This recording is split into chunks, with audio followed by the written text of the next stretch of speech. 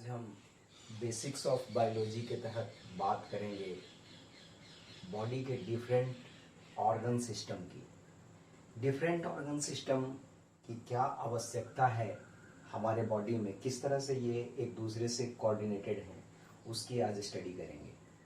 तो जो बॉडी है, इस बॉडी को चलाने के लिए, इस बॉडी के डेली एक्टिविटी को करने के लिए हमें डेली ऊर्जा की आवश्यकता होती है।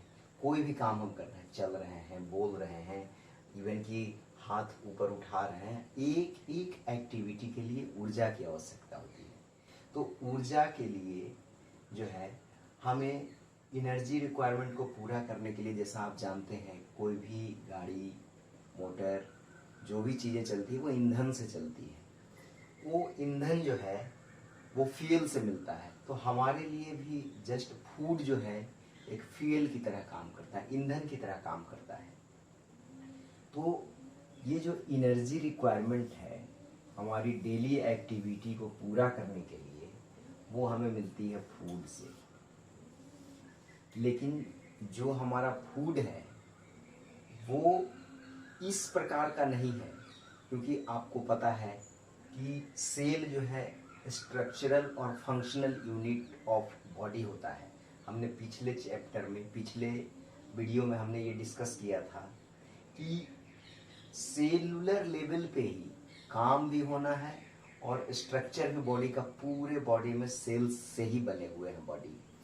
तो जो फूड है वो हमने लिया एनर्जी के लिए, लेकिन वो इस रूप में नहीं है कि इंस्टेंट एनर्जी दे दे। क्योंकि जो फूड हम रोटी, चावल, दाल लेते हैं, उसका साइज और जो हमारा सेल है उसका साइज वो माइक्रोस्कोपिक साइज का जो है वो सेल है। जबकि हमारा फूड वगैरह है जो हम नंगी आंखों से देख सकते हैं वो सेंटीमीटर के साइज में है। तो पहले तो हमें कॉम्प्लेक्स फूड को तोड़ करके हमें इस लायक बनाना होगा जिससे कि हमारा फूड जो है हर एक सेल में पहुंचे, और तब एनर्जी देने का सवाल पैदा होगा। तो ये जो फूड है वो कॉम्प्लेक्स फूड को हमें सिंपलर फॉर्म में तोड़ने के लिए, ताकि वो हर सेल को एनर्जी दे सके, उसके लिए हमें डाइजेस्टिव सिस्टम की जरूरत पड़ी। डाइजेस्टिव सिस्टम क्या करता है, कॉम्प्लेक्स जो फूड है, जैसे कार्बोहाइड्रेट है, फैट है, प्रोटीन है, उसको तोड़ के सिंपलर यूनिट में, जैसे कार्बोहाइड्रेट का स्मॉलेस्ट यूनिट, सिंपलर यूनिट है ग्लूकोज, उसी तरह से जो फैट है उसका सिंपलर यूनिट है फैटी एसिड एंड ग्लिसरॉल। उसी तरह से प्रोटीन है, उसका सिंपलर यूनिट है अमीनो एसिड। ये सारे जो है glucose, fatty acid, amino acid, ये सारे इतने छोटे हैं कि ये सेल के अंदर जा सकते हैं और सेल के लिए यूजफुल हो सकते हैं। तो हमें एनर्जी रिक्वायरमेंट की ज़रूरत थी बॉडी के डेली एक्टिविटी को पूरा करने के लिए। उसके लिए हमने फूड लिया, लेकिन फूड इस लायक नहीं है कि वो इंस्टेंट सेल में जाके एनर्जी दे सके, क्योंकि कार्य जो है वो सेलुलर लेवल पे ही होना है। तो सबसे पहले उसको तोड़ा हमने। तोड़ने के लिए, कॉम्प्लेक्स फूड को सिंपलर यूनिट में तोड़ने के लिए जिस सिस्टम की ज़रूरत पड़ी उसको कहते हैं डाइजेस्टिव सिस्टम। अब ये ग्लूकोज जो है, ये ग्लूकोज हमारे इंटेस्टाइन में, डाइजेस्टिव सिस्टम एक सिस्टम है, वो भी डिस्कस करेंगे डिटेल में। तो अभी फिलहाल हम ये कह रहे हैं कि ग्लूकोज जो है एक नली में पचने के बाद वहाँ पे पड़ा हुआ है। अब इस ग्लूकोज को हर एक सेल तक पहुँचना है। तो हर एक सेल तक कैसे पहुँचेगा, तो उसके लिए फिर एक सिस्टम की ज़रूरत पड़ी। तो ये जो ट्रांसपोर्टेशन ऑफ न्यूट्रिएंट्स और जो भी अदर केमिकल्स हैं उसको एक जगह से दूसरी जगह में सेल में सर्कुलेट करने के लिए हमने जो सिस्टम बना उसका नाम है सर्कुलेटरी सिस्टम। तो ये एक दूसरे सिस्टम की ज़रूरत पड़ी, सर्कुलेटरी सिस्टम की। ये इस तरह से देखिए कि हमारे बॉडी को जो आपस में जो ज़रूरतें थी उसके अनुसार हमारा जो है सिस्टम डेवलप हो रहा है। ये मल्टी सेलुलर ऑर्गेनिज्म की बात हो रही है जिनका मोर देन 1 सेल से पूरा शरीर बना हुआ है। हालांकि ये सारी चीजें यूनिसेलुलर ऑर्गेनिज्म में भी होती है, लेकिन एक ही सेल जो है काफी है पूरे एक्टिविटी को पूरा करने के लिए। क्योंकि अगेन हम बोल रहे हैं कि सेल अपने आप में इंडिपेंडेंट यूनिट है, सेलुलर लेवल पे ही काम होता है। सेलुलर रेस्पिरेशन भी होता है जो कि माइटोकॉन्ड्रिया में होता है, वो हम नेक्स्ट में डिस्कस करेंगे। तो अभी हम फिलहाल सर्कुलेटरी सिस्टम हो गया। अब चूंकि ग्लूकोज जो है इसको एनर्जी देना है डेली एक्टिविटी को पूरा करने के लिए, तो ये ग्लूकोज कैसे एनर्जी देगा? तो कहते हैं कि ईंधन को जब ऑक्सीजन के सहयोग से जलाते हैं तब ऊर्जा पैदा होता है।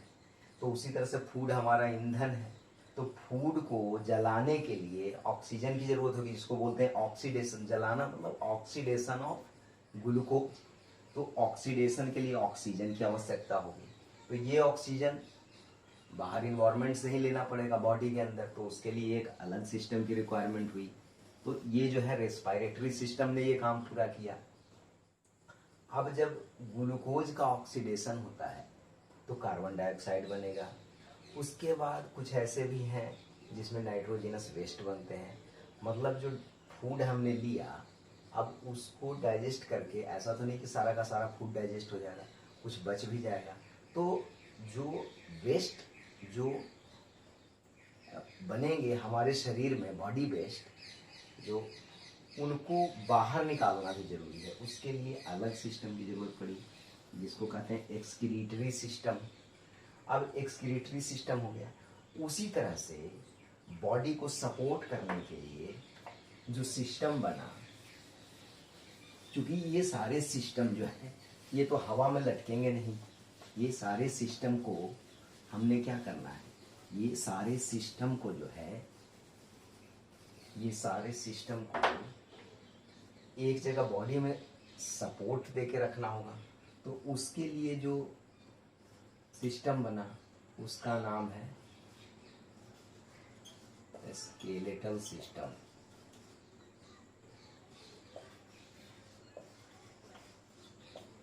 ये क्या करेगा, ये बॉडी को, सारे सिस्टम को, एक बॉडी को एक फ्रेमवर्क देगा, ढांचा बनाएगा जिसके अंदर सारे सिस्टम रखे जाएंगे, ताकि जो है प्रोटेक्शन मिल सके।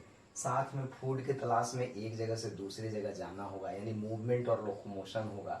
तो मूवमेंट कराने के लिए मस्कुलर सिस्टम की आवश्यकता हो। तो एक और सिस्टम बना, मस्कुलर सिस्टम।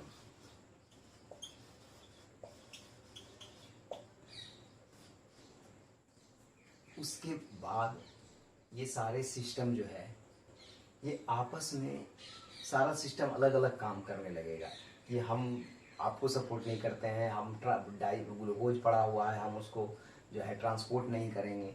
तो इस तरह की चीज़ों, मतलब कि सिस्टम को आपस में कोऑर्डिनेट, और बॉडी के जितने फंक्शन हैं उनको कंट्रोल करने के लिए एक सिस्टम की ज़रूरत पड़ी, जिसको बोलते हैं नर्वस सिस्टम।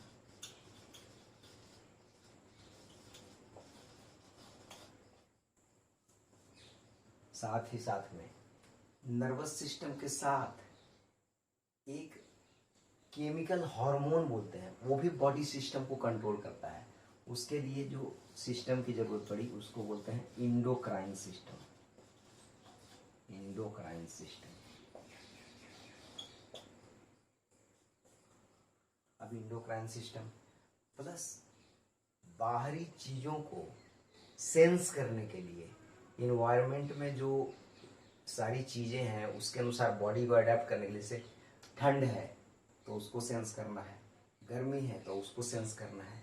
तो उसके लिए सिस्टम जो बना उसको बोले सेंस ऑर्गन्स। Sense organs. अब ये सारे सिस्टम को इकट्ठा करके रखने के लिए एक और सिस्टम है जिसको बोलते हैं इंटेगुमेंटरी सिस्टम। क्या बोलते हैं? इंटेगुमेंटरी सिस्टम।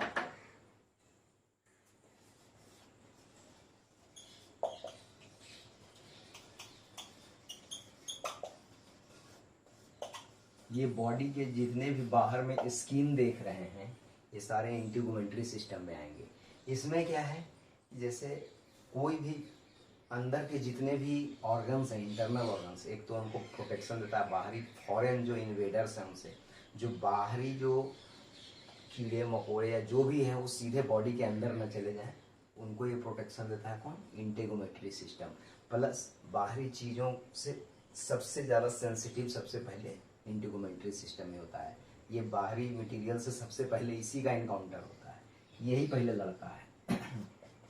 साथ में अब चूंकि एक इंडिविजुअल अपने समान नए इंडिविजुअल को जन्म भी देगा ताकि उनका परपिचुएशन ऑफ जनरेशन कायम रहे, तो अपने जनरेशन को, अपनी संतति को बरकरार रखने के लिए एक और सिस्टम की जरूरत पड़ी जिसको कहते हैं रिप्रोडक्टिव सिस्टम।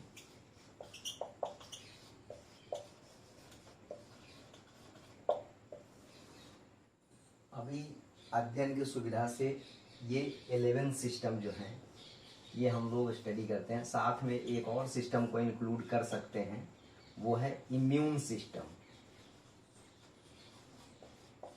हालांकि ये इंक्लूडेड है, जो हम सर्कुलेटरी सिस्टम पढ़ेंगे उसी में। इम्यून सिस्टम भी आजकल बोलते हैं कि एक इम्यून सिस्टम भी हमने वो किया। ये डिफेंस सिस्टम है, बॉडी को बाहरी जो आक्रामक जो बैक्टीरिया वायरस जो भी है उससे बचाने के लिए जो सिस्टम हमारे पास है उसको इम्यून सिस्टम कहते हैं। तो इस तरह से बॉडी के डिफरेंट सिस्टम की आवश्यकता हुई बॉडी को पूरी तरह से चलाने के लिए। जैसे हमने पढ़ा कि हमें एनर्जी की रिक्वायरमेंट थी, उसके लिए हमारे इतने सारे सिस्टम बने, और ये जो सिस्टम है आपस में बिल्कुल कोऑर्डिनेटेड तरीके से काम करते हैं। अब एक एक सिस्टम को लेके चलेंगे, एक एक सिस्टम का स्ट्रक्चर, एक एक सिस्टम का फंक्शन, ये जब हम स्टडी करेंगे तो हमारा बायोलॉजी का ये लगभग एक बॉडी का जो सिस्टम का जो पोर्शन है वो कंप्लीट हो जाएगा। तो इस तरह से जो है बेसिक्स ऑफ बायोलॉजी में आज हमने बताया कि किस तरह से डिफरेंट बॉडी सिस्टम की आवश्यकता है एक मल्टीसेलुलर ऑर्गेनिज्म को चलाने के लिए।